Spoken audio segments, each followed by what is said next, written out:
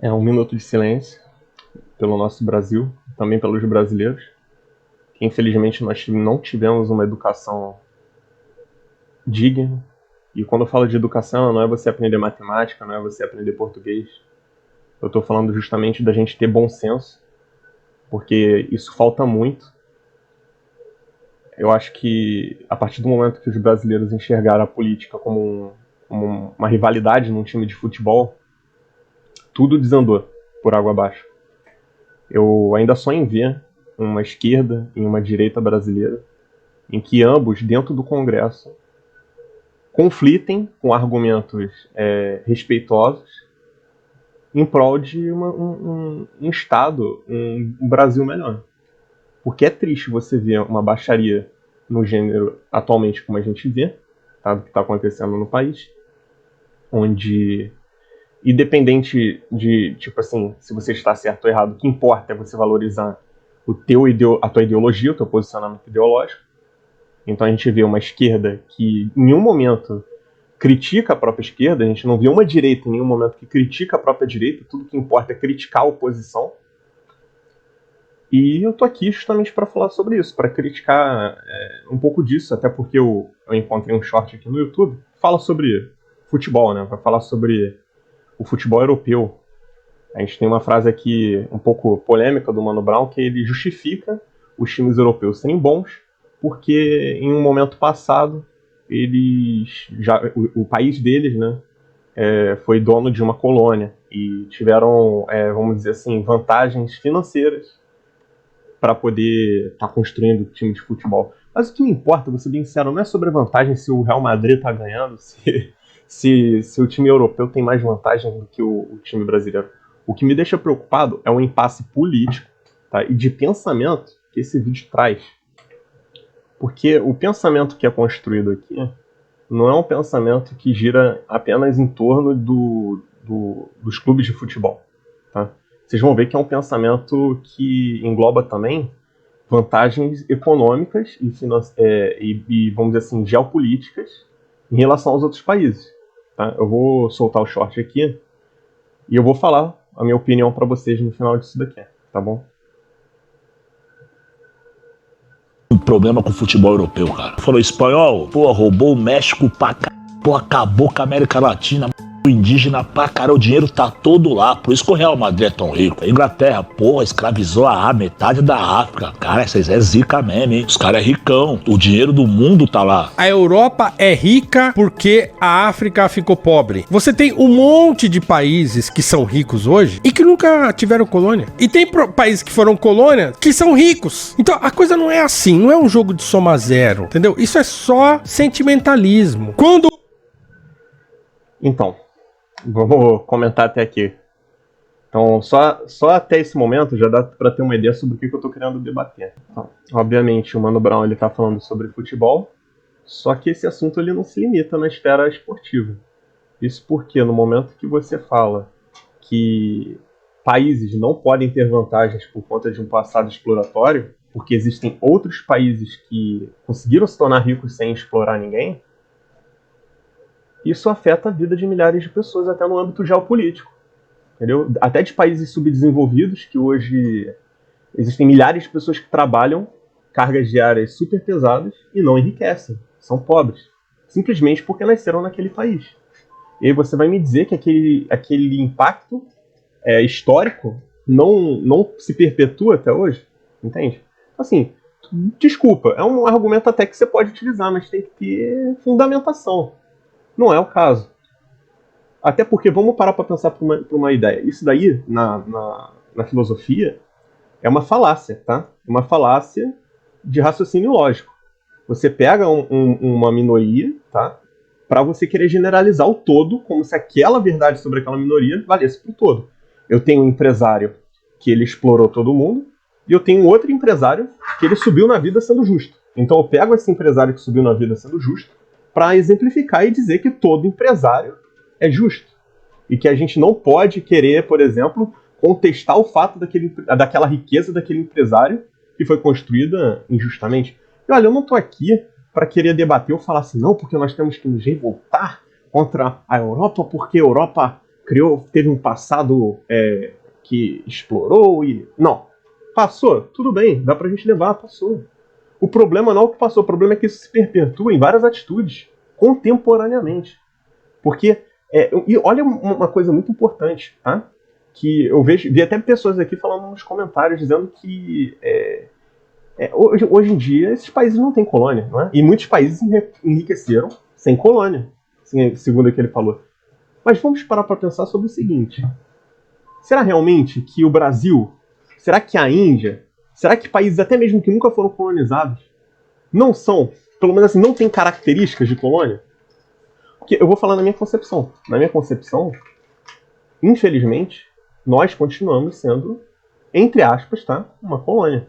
Por que eu digo isso? Porque países subdesenvolvidos, muitas das vezes, têm mão de obra barata, tem matérias-primas abundantes.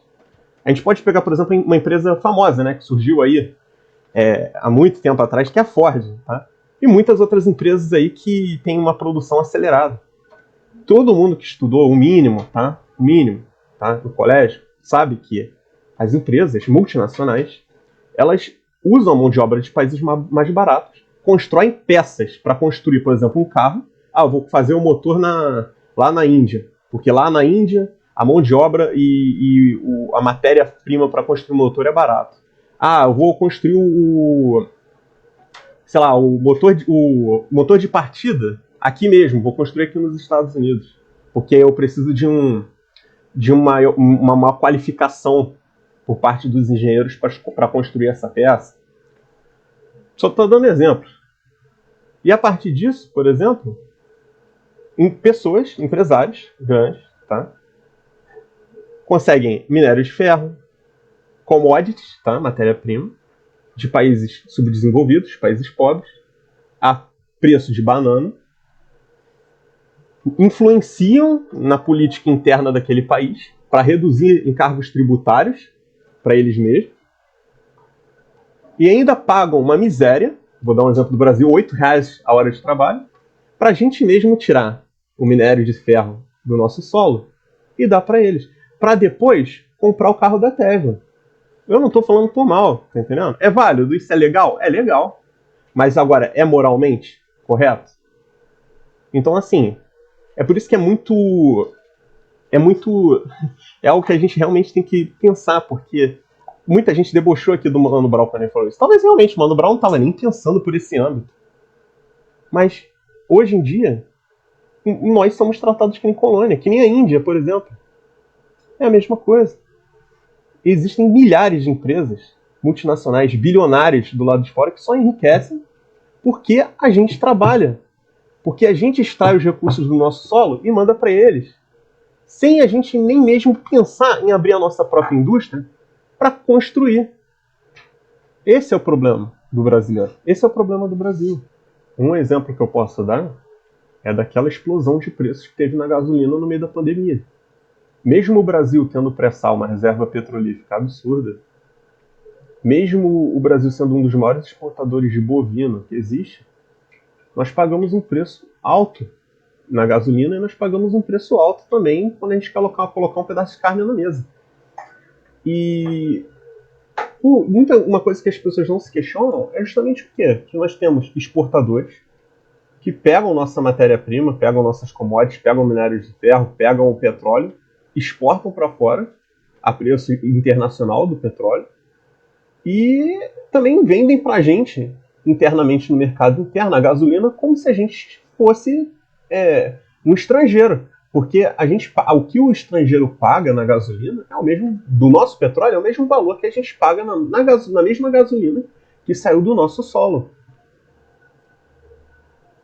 Então, essa é uma coisa que a gente tem que se questionar, porque, poxa, você vai pensar só na privatização, tá, de setores ali relacionados à matéria-prima brasileira, em setores ali relacionados a minério de ferro, setor relacionado à gasolina.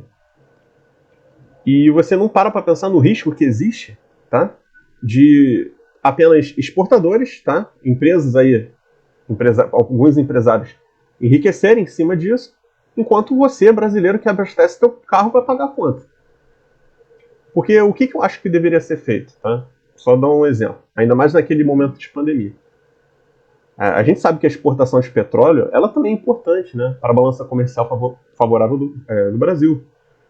Mas o que deveria ser feito? Então, por exemplo, a cada 2/3, tá? 2/3 ali do petróleo que fosse exportado, 1/3 teria que ser obrigatoriamente vendido para o mercado interno, cotado em real, entendeu? A gasolina tinha que ter sido cotada em real, pelo menos 1/3. Isso já ia fazer o quê? Baixar o valor interno da gasolina na hora do consumidor brasileiro comprar. Não é só questão de baixar impostos sobre a gasolina. Porque o que acontece atualmente no Brasil é isso. A gente tem, tipo assim, pessoas, empresas, exportadores, pequenos grupos aí que enriquecem do que é retirado do nosso solo, vendendo praticamente a preço de banana para o exterior, enquanto a gente paga o mesmo valor. Ou seja, não importa se esse petróleo saiu do Brasil. A gente está pagando o mesmo preço se tivesse saído, sei lá da Índia, dos Estados Unidos, da China. Entende? Então, afinal de contas, são brasileiros? E assim, eu não vou nem me limitar somente na história do Mano Brown. Tá? Eu vou trazer um pouquinho de história aqui para vocês entenderem até onde eu estou querendo chegar. Que é o pensamento que eu acho que o brasileiro tem que ter.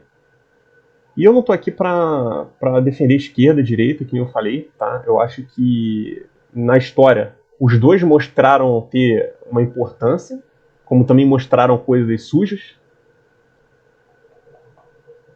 E eu vou falar sobre a França Antiga, que você tinha ali o Estado monárquico, que era uma monarquia, você tinha o rei Luís XVI, era o rei dessa monarquia, e esse Estado ele tinha uma divisão de poder. Eu botei aqui é um gráfico bem simples, tá?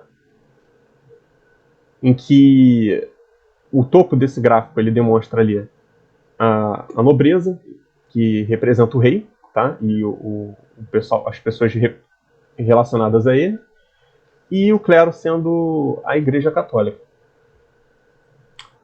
Você não tem a representação desse gráfico da alta burguesia junto deles. O poder realmente era bem focado no Estado, tanto que a Revolução Francesa ela foi um movimento liberal, tá? Em que os camponeses, o proletariado, o baixo burgo, né? A burguesia, a baixa burguesia, a média burguesia, estavam cansados dos altos impostos e da miséria que tinham, já que o poder do governo não se fazia presente para mudar aquela realidade que eles viviam. Então você teve ali, no final das contas, a decepção, né, do rei Luís XVI. Simplesmente, quando teve a queda da Bastilha, botaram o rei Luís numa guilhotina e cortaram a cabeça dele. Só que qual é o problema, gente? Que vocês precisam entender, né? Como eu falei, nessa ideia, ou seja, quem mandava no Estado naquela época era o clero, a nobreza e a alta burguesia. E isso em si não mudou muita coisa. Por que eu estou falando sobre isso? Porque muita gente acha hoje em dia que o maior poder da federação é o presidente. Que o maior poder da federação são os senadores, os deputados. Gente, o rei Luís XVI, ele perdeu a cabeça e ele percebeu uma coisa quando ele perdeu a cabeça. Tá? Isso aqui é ironia. Espero que vocês entendam. Quando o rei Luís XVI perdeu a cabeça, ele percebeu o quê? Na verdade, não é bem ele que percebeu, né? Digamos assim, as pessoas que leram ali o livro de Maquiavel, né? Que querem enriquecer, o que essas pessoas perceberam? Oh, eu não posso botar a minha cabeça a público. Eu preciso de representantes para que representar e perderem a cabeça por mim. Então daí surgiu a ideia de presidente, deputado, senador. Então quando você defende, tá? Agora eu vou criticar um pouquinho a direita. Você aí de direita, tá? Você defende por exemplo, as pessoas que enriqueceram, tá? Indefinidamente, e você critica o Estado, você tem que tomar muito cuidado. Porque você, às vezes, nem sequer se deu o trabalho de pesquisar como é que aquela pessoa enriqueceu. Porque existe uma diferença muito grande entre você gerar emprego e você gerar subemprego. Porque quando você gera emprego, você paga seus encargos para a sociedade, você tem uma relação de coexistência com a sociedade. Né? Que nem aquela relação biológica lá do animal. Ah, vem o passarinho e come o bichinho no ouvido do rinoceronte, e ele faz bem pro rinoceronte, o rinoceronte também não tá nem aí, faz bem, é uma coexistência, os dois se beneficiam. Diferente de um carrapato, né, que gruda e só suga. Por que eu estou dizendo isso? Porque uma empresa, tá, que não paga em carro, uma empresa grande, tá, que não paga em carro, que se junta ali com políticos de poder para sonegar imposto e ainda usa do seu poder, tá, de influência dentro do Congresso para querer fazer leis com que diminuam os encargos que devem ser pagos ali ao trabalhador, salário. Desculpa, cara. Isso daí não está gerando emprego. Na verdade, essa pessoa está explorando. Porque gerar emprego é justamente quando você paga o que é digno àquele trabalhador. Porque mão de obra de graça, cara, pelo amor de Deus, digamos que o Brasil inteiro fosse empregado de graça. O que tem de mais nisso? Ah, acabou o desemprego, todo mundo agora trabalha. Nossa, meus parabéns. Aí você vai ver qual é o salário deles? Um pedaço de pão. Então, assim, é um pensamento que tem que ser construído, tá? Principalmente quando a gente está falando de empresas internacionais. Empresas europeias, empresas estadunidenses. Existe um critério que as pessoas às vezes esquecem, chama protecionismo econômico. Quando você tem uma empresa que é muito forte do lado de fora, querendo concorrer por um mercado interno, por exemplo, do seu país, às vezes é interessante você colocar uma carga tributária para essas empresas de fora, para não prejudicar as que estão dentro. Ah, então você está dizendo que tem que colocar encargo tributário para as empresas internacionais e acabou? Não. Cara, tudo é equilíbrio na vida. Tem que ter equilíbrio. Eu sou uma pessoa que eu gosto muito da ideia de equilíbrio entre o meio privado e o Estado. Sabe, eu acho que não existe bonzinho nessa história. O que existe é um lobo contra uma hiena. Se você alimentar demais a hiena, tu mata o lobo e a hiena vai comer você depois. Se você alimentar demais o lobo vai comer a hiena e depois o lobo vai te comer. Entendeu? Então é melhor deixar os dois ali, entendeu? Dividido ali, com o poder deles dividido, para esquecerem de você. Tanto o Estado quanto o meio privado. É isso que eu estou querendo dizer. Porque se você tira todas as leis, tá, de cima do meio privado, começa a surgir oligopólio, vai surgir cartel, entende? E não vai ser legal, entendeu? Da mesma forma, se você gerar um poder estatal muito forte, você vai tirar o direito que as pessoas têm, por exemplo, de abrir suas empresas, de querer viver, entendeu? De querer trabalhar, fazer suas coisas. Então, nesse quesito aí, se você deve ou não, por exemplo, fazer encargos por protecionismo para empresas estrangeiras, depende de um fator muito crucial, tá? Que qual é, por exemplo, vou dar um exemplo aí da... Desculpa, já vou emendar tudo que é papo aqui. Vou falar até da questão aí do alto imposto aí de importação. Eu já vou logo falando que eu não sou a favor disso. Mas qual é esse fator, tá? Se a gente deve ou não, tá, abrir o mercado para o internacional ou fechar. É simples. A gente tem uma indústria brasileira para cobrir a demanda do país?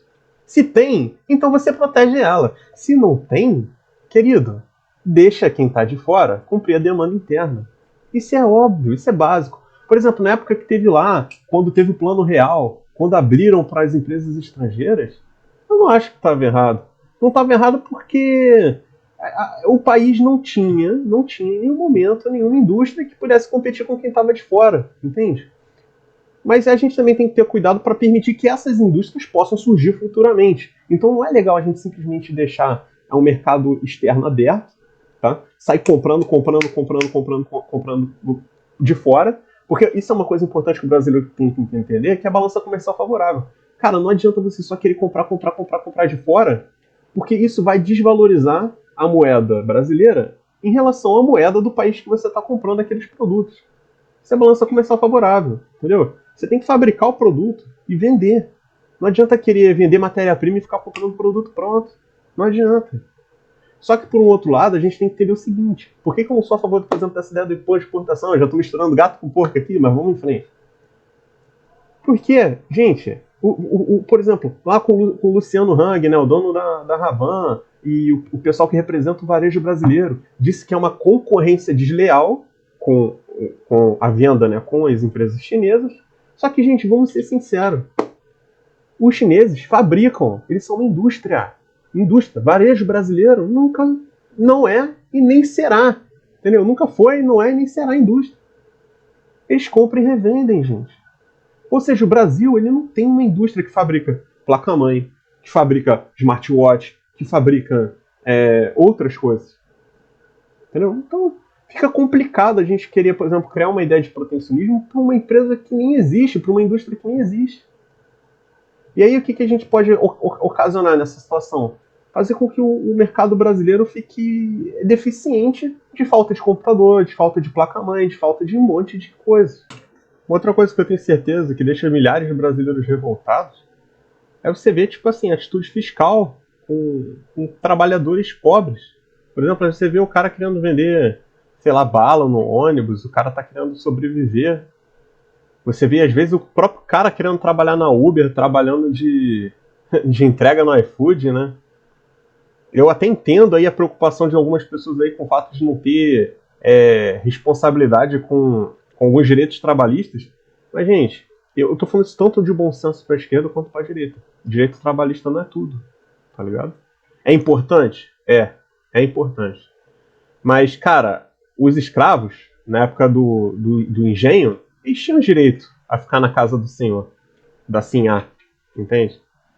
Não adianta você ter direito à aposentadoria, direito a 13º se você ganha uma miséria, se você não é correspondido em valor monetário pelo teu trabalho, entendeu? E eu não vou falar por mal, porque eu tenho amigos que trabalham na Uber e ganham muito bem. Muito melhor do que se você ganharia com uma CLT numa empresa aí, que eu não vou citar o nome, empresas do varejo, entendeu? Ganhando um salário mínimo. Trabalhando 8 horas por dia, às vezes de segunda a sábado. Entende? Então, eu acho que a gente tem que ter bom senso. Tem que ter bom senso. Tanto das qualidades, tá, conservatórias da esquerda, por parte do protecionismo econômico, como pelas partes da direita, com essa parte mais liberal, de poder empreender para os pobres, para o pequeno e médio empresário, entende? Porque o que acontece no Brasil é justamente isso. O pequeno e o médio empresário pagam uma carga tributária gigantesca. E quem tem amizade com um deputado, quem tem filho, né, que é empresário, tem filho que é deputado, tem irmão que é não sei o que, senador, essas pessoas ganham favores. Então, essa é a realidade caótica do povo brasileiro. Você vê pessoas que deveriam pagar esses encargos, porque qual é o propósito dos encargos tributários, dos impostos? A função dele é você tirar de quem tem para quem tem menos, quem está necessitado. Entende? Para gerar uma ideia de equidade, para você gerar um suporte para aquelas pessoas que não têm, possam competir na vida para se tornar bem-sucedidos futuramente, se tornar um empresário, o que seja.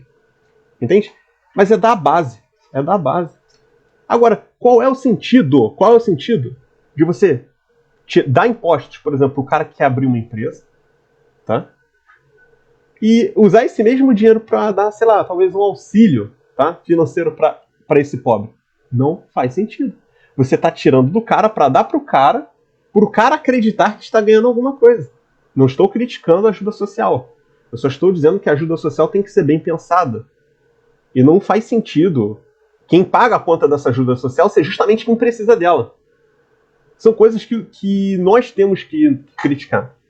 Entende? Porque eu, particularmente, eu sou a favor do cara poder ali. O cara quer vender alguma coisa ali na rua, eu sou a favor dele poder ir. Sem ter que ter um fiscal pegando um pedaço de pau, tacando na cabeça dele. E eu deixo bem claro aqui, para não entender errado, que direito trabalhista é importante. O salário mínimo garante que o empregador não vai te contratar te pagando um pedaço de pão. Ele vai garantir que pelo menos você vai ter férias em algum momento ali. Vai garantir, por exemplo, que você tenha direito à assistência, tá? À aposentadoria. Só que a gente tem que tomar cuidado porque esses argumentos também podem ser utilizados para nos prejudicar. Tá? Porque se você tem uma empresa como a Uber, tá? Ou como a 99, que está remunerando milhares de pessoas melhor do que uma CLT remunera. Por exemplo, o cara trabalha de Uber, trabalha 10 horas por dia, segunda a sexta, e o cara faz R$4.000. Aí o cara paga a aposentadoria dele por fora, tá? Como contribuinte individual, tá? Paga 11%. o cara ainda está ganhando muito melhor do que uma CLT. Então a gente tem que tomar cuidado às vezes com esses argumentos. Podem ser utilizados para quê? Não necessariamente para garantir o bem-estar do trabalhador, mas para garantir que vão pagar impostos, ou seja, simplesmente por preocupação fiscal. Existe uma grande diferença entre você pensar em direitos trabalhistas pelo bem do trabalhador e você pensar em direitos trabalhistas como uma forma de arrecadação. E às vezes, não necessariamente, como eu falei, não necessariamente a preocupação é com o bem-estar do trabalhador, mas sim simplesmente com a arrecadação de impostos. E também com vamos dizer assim, amaciar o mercado para alguns empreendedores. Porque às vezes as pessoas pensam assim, o Estado quer arrecadar imposto e o mal é o Estado, tá entendendo? O meio privado é o santo. Olha bem, tudo bem. Quando eu falo meio privado, eu estou abrangindo pobre, eu estou abrangindo rico, ultra rico, eu estou abrangindo uma classe gigantesca. A gente tem que saber separar as coisas. Por que eu estou falando isso? Porque às vezes você não permitir que o cara ali venda um produto usado, faça uma burocracia gigante, às vezes não é só para beneficiar o Estado não, meu filho. Às vezes é para beneficiar o setor do varejo, que faz pressão no Estado porque não quer que isso aconteça, porque não quer ter concorrência. É isso que vocês têm que colocar na cabeça. Então, às vezes, a Uber está aí rodando, às vezes o Estado, estou dando um exemplo, pode ser, não estou dizendo que o Estado quer fazer isso não, tá? Pelo amor de Deus. Mas digamos que ocorresse do Estado querer proibir a Uber, que nem ocorreu tipo lá em São Paulo, lá em 2015. Que muita gente jogou a culpa totalmente em cima das costas, falando, essa é a esquerda. A gente tem que ver bem as coisas. Isso acontece porque uma classe, como os taxistas na época, fizeram pressão social em cima do governo, do Estado, né, para que o Estado fizesse aquilo. E muitas das vezes o que o Estado faz é justamente isso. Seguir o interesse de burgueses de alta que pressionam ele para uma determinada coisa. Então se você às vezes quer trabalhar na sua casa, às vezes você quer, sei lá, vender alguma coisa na rua e tem um fiscal batendo na tua cabeça pelas correias, não é só culpa do Estado não. Às vezes é porque tem alguém ali do interesse do varejo que não quer que você faça isso. Pare e pensa comigo. Tá? Se eu sou do setor do varejo, eu tenho uma loja, vendo máquinas de lavar, vendo geladeira, vendo televisão. E eu quero contratar um empregado para mim. Você acha que eu quero que a mão de obra seja barata ou cara? Óbvio que eu vou querer que a mão de obra seja barata. Eu vou chegar para esse empregado e vou falar assim para ele, aí fora tá difícil. Se você não aceitar o que eu tô te oferecendo agora, não ficar desesperado por essa vaga que eu estou te oferecendo, você vai passar fome. Então, o que acontece? Às vezes, essas empresas manipulam o mercado e não querem que o trabalhador tenha uma fuga. Por exemplo, às vezes, vou trabalhar na Uber. Por que isso revolta muitos do varejo? Ou não estou falando só do varejo, o culpado não é o varejo. Mas, assim, alguns burgueses, para vocês entenderem que o meio privado é vilão também. Por que se incomoda também alguns do meio privado? Você está entendendo? Porque o trabalhador, ele não vai ficar se humilhando, se esfregando, lambendo o sapato, para conseguir aquele emprego ali, salário mínimo. Entendeu? Ou às vezes nem isso, metade assim, com alguma, sei lá, burlando alguma regra ali. O trabalhador vai trabalhar de Uber, vai trabalhar entregando de bicicleta. Não precisa passar por uma entrevista de emprego. Tem que falar quais são as suas qualidades, quais são os seus defeitos. Você tá entendendo? E aí você vai ter que se humilhar. Você não tem nenhum tipo de, como eu vou dizer, flexibilidade. Você é totalmente, tem que sempre estar ali prestando satisfação, esclarecimento, tudo que tem que ser feito pro patrão. Se tu estiver doente, muitas das vezes tu vai ter que ir doente do mesmo jeito. Aí você imagina, o trabalhador ele vê, agora eu posso trabalhar de Uber, vou pegar meu carrinho, vou ali, trabalho e tal. Você acha que ele vai se humilhar? Não vai. É isso que preocupa eles, porque se o trabalhador começa a ter uma rota de escape para trabalhar, empreender por conta própria, essas empresas não vão conseguir, entendeu? A mesma mão de obra barata, com aquela concorrência de mão de obra para baratear mais ainda, do que tá. Então é isso que o brasileiro que é pobre tem que fazer. Tem que valorizar a sua mão de obra. Entendeu? Tem que correr atrás e lutar pelo direito de você poder empreender sem ter uma burocracia muito grande. Porque não é justo. Desculpa, tá? Pela crença de cada um, mas Deus te deu um braço, te deu uma perna. Por que você não pode usar esse braço e essa perna? Por que tem que ter regras para você que é pobre e não permite você usar esse teu braço e essa tua perna para poder trabalhar? E aí, no fim, ainda olham para você, se você cria um ideal social, né, de que todo mundo que não trabalha é vagabundo, e se você se recusa a aceitar isso, você é isso, não passa mais do que isso para eles, entende? Justamente para ter não somente a pressão no mercado de trabalho, como você também tem uma pressão psicológica social. Mas a gente, por isso que eu falo que a gente tem que ter bom senso. E por isso que eu estou falando também que me entristece muito ver as pessoas generalizando as coisas. Porque a pessoa que é de esquerda, só o que importa é pegar as coisas ruins da direita e jogar na cara, ou até inventar a mesma coisa para a direita. O que importa é pegar as coisas ruins da esquerda, jogar na cara de quem é de esquerda e acabou. E aí a gente faz uma guerra de um Flamengo versus Botafogo, e aí a gente pegava o pedaço de pau e a gente tacava na cabeça e zaz, entendeu? Gente, alô, século XXI, valeu? Então é isso aí, tamo junto. Até a próxima.